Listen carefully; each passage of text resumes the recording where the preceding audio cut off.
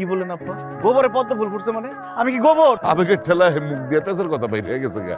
আসলে আমি বলতে চাইছি আমাকে পুরা গ্রামটা হইতেছে একটা গোবর, আমি তার মাঝখানে একমাত্র পদ্ম ফুল। তাহলে ঠিক আছে। আশপাশে 10 গ্রামের একমাত্র সরকারি জামাই, তুমি কেন কদম মুসি করবা? আসলে আমারই তো মন চাই তোমার কদম মুসি করতে। আসো বুকে আসো।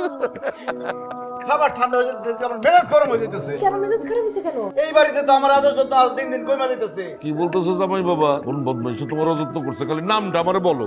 তোমার যত্নের কোথায় ঘাটতি হয়েছে তুমি সেটা তো বলো। গতবার যখন আমার বাসায় আসছিলাম 15টা আইটেম রান্না করছিল, আজকে কয়টা? মাত্র 13টা।